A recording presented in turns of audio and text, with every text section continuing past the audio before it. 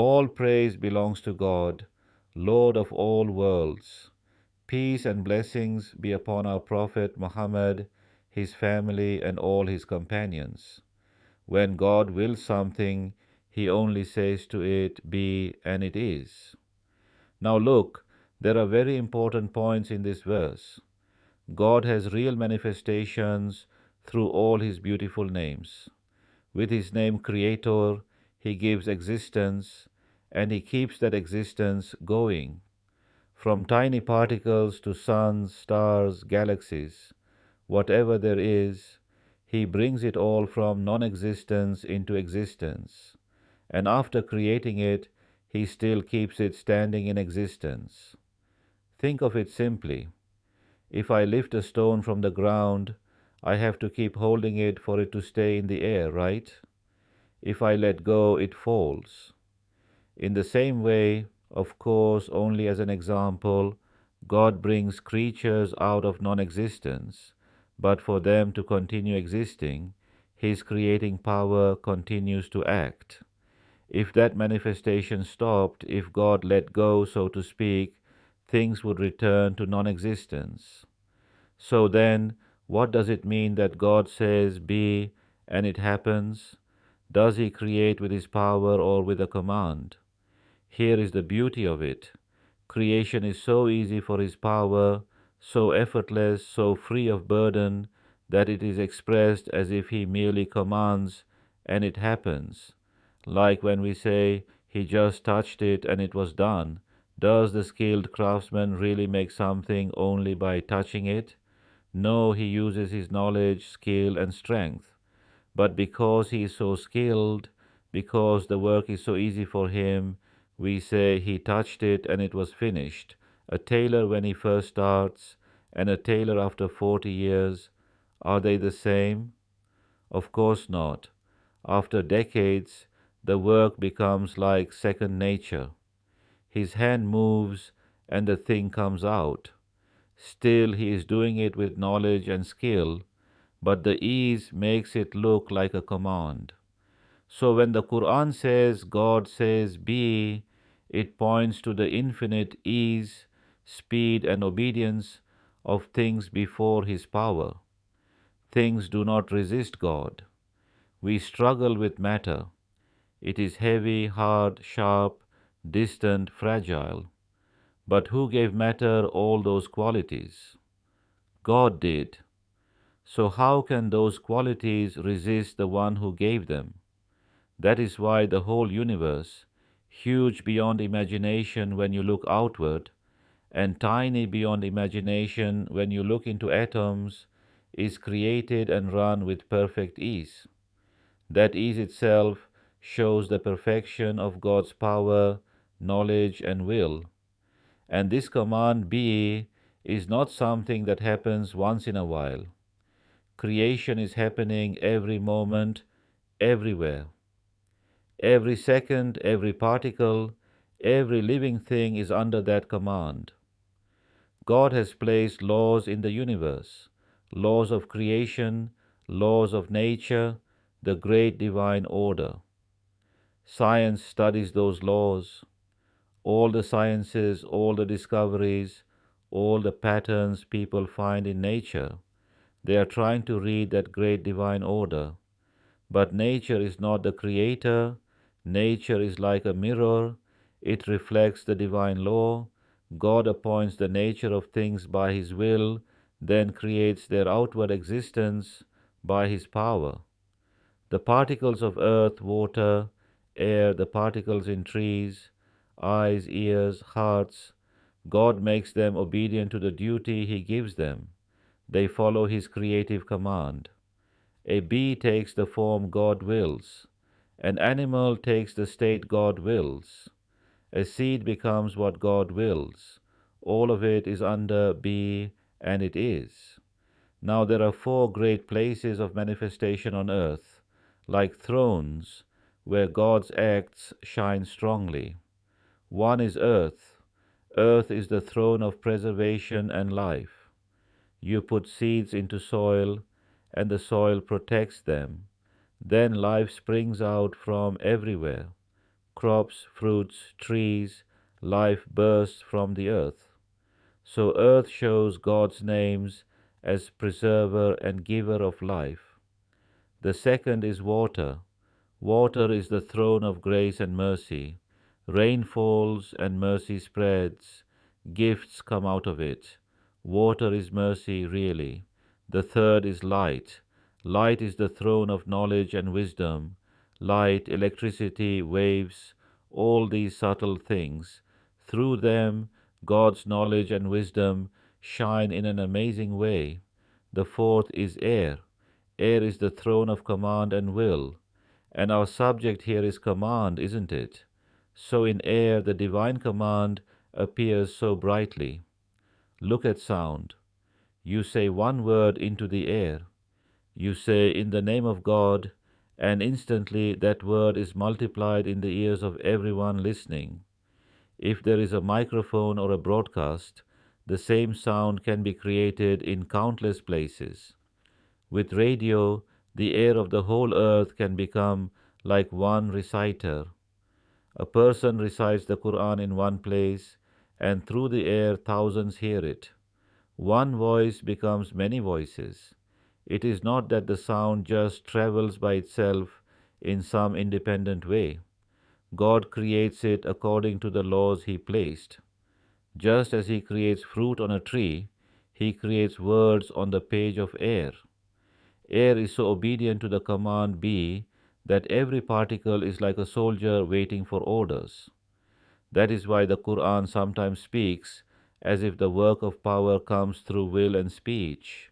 God's power creates, yes, but the speed, ease, and complete obedience of things are so great that it is expressed as command. There is another beautiful example: seeds and kernels. People today make concentrated foods, don't they? Like tablets, extracts, compact nutrition, especially for space travel and things like that. No waste, just the essence. Well, God placed far more perfect, divine extracts inside seeds and kernels. A tiny apricot kernel, for example.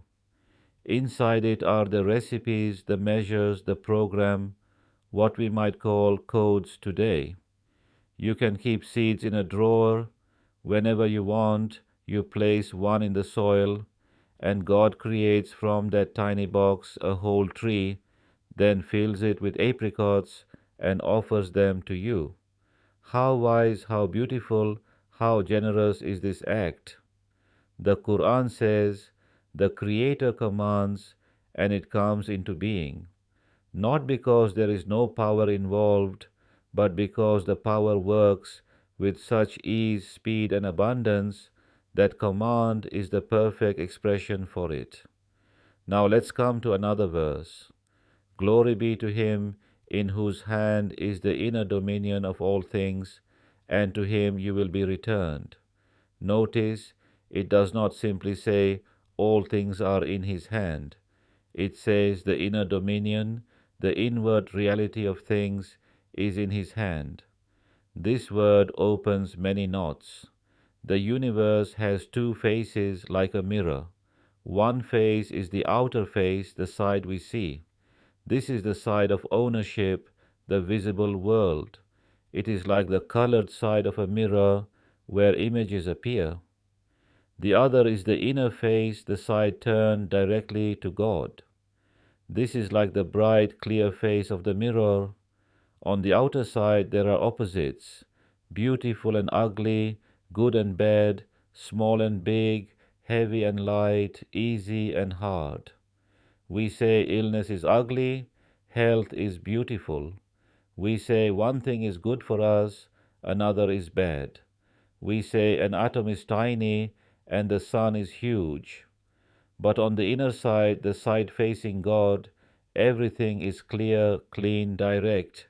There is no heaviness, no difficulty, no resistance.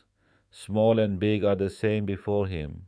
An atom and the sun are brothers in front of His power. Why? Because size is something He gives, hardness is something He gives, softness is something He gives. Iron is hard for us, water is soft for us. But for God is iron hard and water soft? No.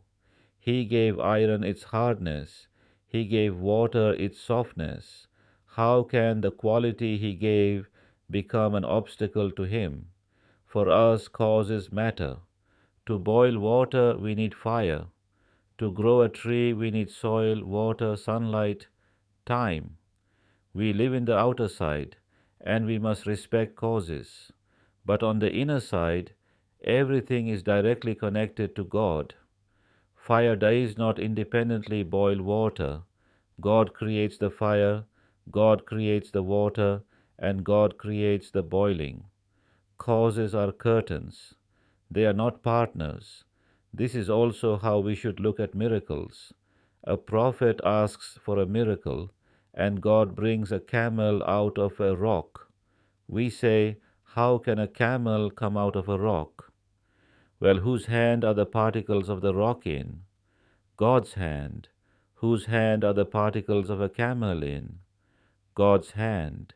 He changes the form, gives the properties, and there it is. Actually, if we thought deeply, everyday things are just as astonishing. What is soil and what is a tomato? What is grass and what is milk? God brings milk from grass, fruits from trees, trees from seeds. We are used to it, so we stop being amazed. But when reflection tears away that veil of familiarity, the miracle appears again. So, in the circle of God's power, the big cannot boast over the small. A group has no advantage over one individual. The whole cannot act spoiled compared to one part. Creating one cell and creating the whole body, before His power, it is the same. That is why God is infinitely near to everything through His knowledge and power, while things are infinitely distant from Him in themselves. Right now, He is creating the light, holding the pillars, creating the air, keeping our hearts working, making our thoughts move, running our bodies from inside. If His knowledge and power were not acting right now, we would not remain for a moment. This gives a person so much peace. God is not far away. He is present through His knowledge and power. He sees, knows, sustains, creates right now. And there is no resistance to His power. Imagine in physics, if friction is truly zero, then even if you multiply things by millions, the result is still no resistance. But if there is even the tiniest resistance, multiplied by countless creatures, everything would jam. Yet creation continues everywhere, every second, with perfect ease. That means there is no real obstacle before divine power. This is why the verse, "Be and it is," gives certainty. Nothing, whether small or great, partial or universal, falls outside the circle of His power. Now, why do we read these lessons? To give sight to the blind ego, to remove the darkness, to satisfy the heart, the mind, and the soul. We believe, yes, but sometimes the mind wants to see. The heart says, God is everywhere, but not contained in any place. God is nearer to us than everything, yet we are far from Him. The heart accepts, but then the mind asks, how? How does He see everything at once? How does He do all things without confusion? So this path joins the mind and the heart. Not only dry reasoning, not only spiritual taste, both together. The mind is satisfied, the heart is warmed, the soul rises.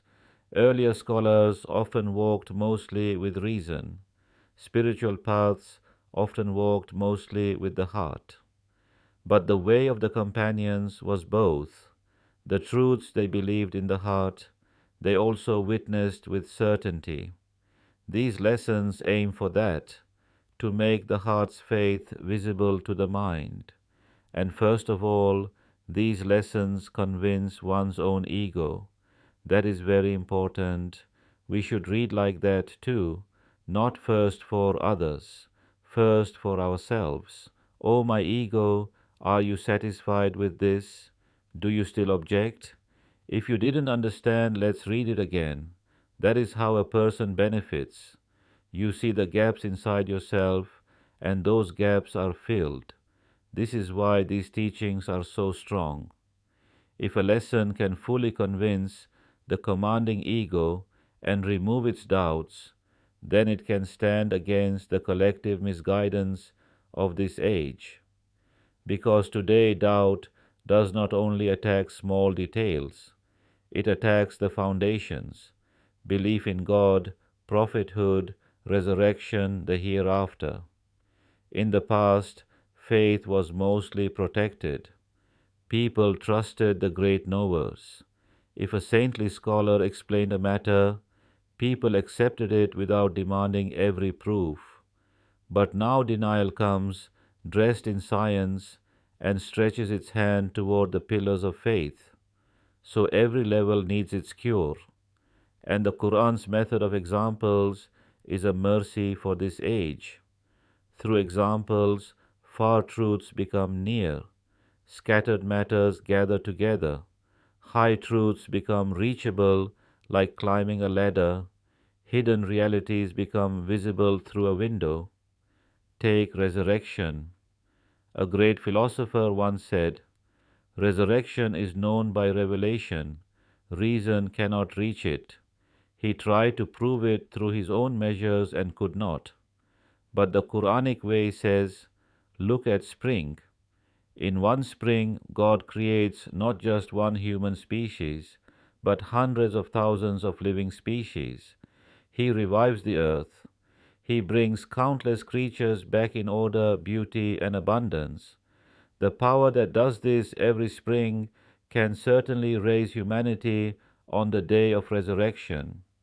See, the mind says, yes, I understand. The heart says, yes, I believe. Both are satisfied.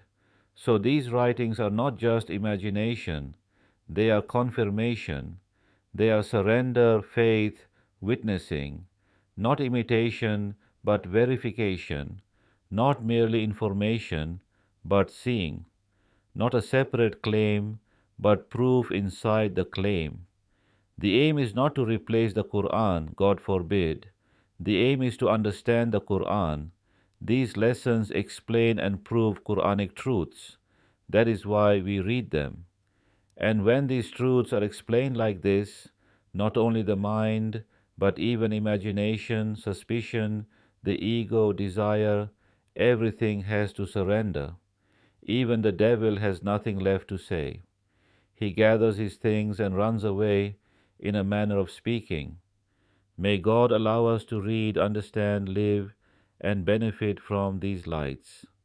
For the sake of God, let us pray.